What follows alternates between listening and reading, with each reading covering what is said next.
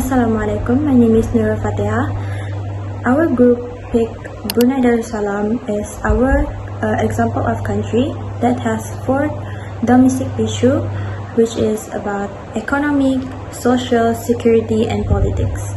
So, I will start about introduction about Brunei Darussalam. Brunei Darussalam is a small country that's surrounded by Malaysia, which is a peaceful and wealthy country in Southeast Asia. It also rich with oil and gas, resource that has a beautiful culture and famous for its leadership of Sultan. As for Sultan Hassan al-Bolkiah is the head of state and government that the country is practicing monarchy system. The language they use is Malay in a local dialect, which is a difference from standard Malay, Chinese, and English. The official religion in Brunei is Islam, which they have a strong Islamic identity and a stable political system.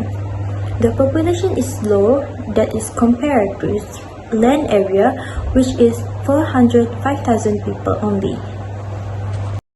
Hello, my name is Patricia Fazana, and our group will be talking about 4 domestic issues, which is political, security, economics, and social. Let's start. One major domestic political issue in Brunei is the absence of general elections. Since the 1962 rebellion, Brunei has remained under a state of emergency. As a result, the country has not conducted any general elections for more than 60 years. The Sultan holds full executive authority and appoints all ministers and members of the Legislative Council. Citizens have no voting rights and no direct role in selecting their leaders.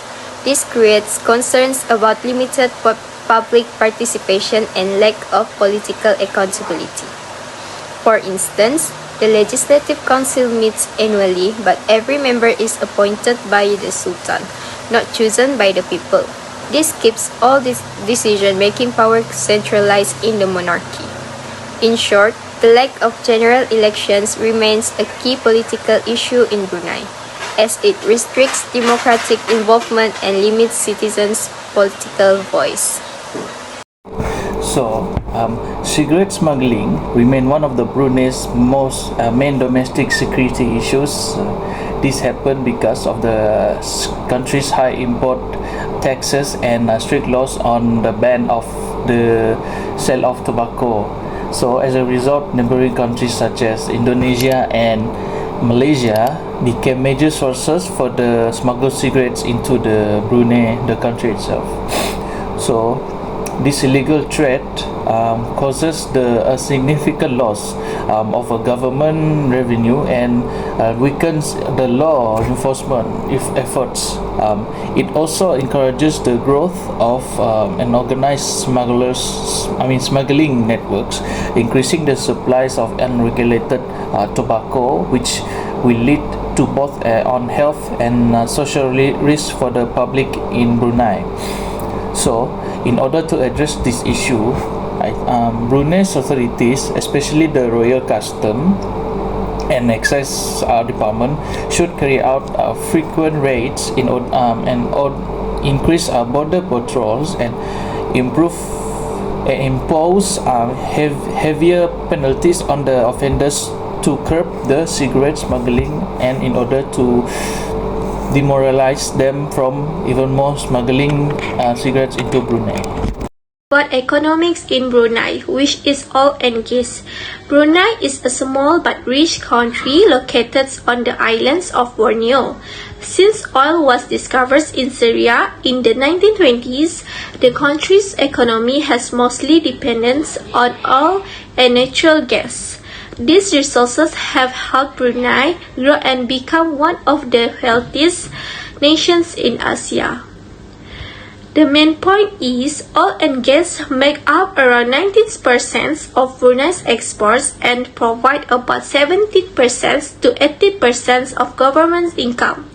Major companies like Brunei Shell Petroleum and Brunei LNG are the main contributors to this success. However, depending too much on one sector is risky. When global oil price drop, Brunei's incomes also falls. This affects government spendings, public service, and national projects. To overcome this, Brunei needs to diversify its economies. Today, I'd like to talk about important issue in Brunei, how social and cultural stigma affects victim willingness to report domestic abuse. Many victims choose to remain silent because they fear being judged, shamed, or even blamed by the people around them. Traditional mindset in our society often makes it difficult for women, in particular, to speak out against their abusers. Instead of receiving support, they may be told to keep the family together or endure for the sake of harmony. Some victims also worry about reporting abuse might affect their family's reputation. They fear being isolated by the community or seen as causing trouble. This social pressure can be so strong that even those in serious danger hesitate to seek help. For example, imagine a woman who wants to report her husband's abuse but is warned by a relative that doing so will bring shame to the family. Even though she is suffering, the fear of being blamed or rejected keeps her silent. Situations like this are more common than many people realize. On top of that, a lack of privacy, limited trust in authorities, and insufficient support system make it even harder for the victims to come forward. To overcome these challenges, we need to promote education, awareness, campaigns, and open conversation about domestic violence.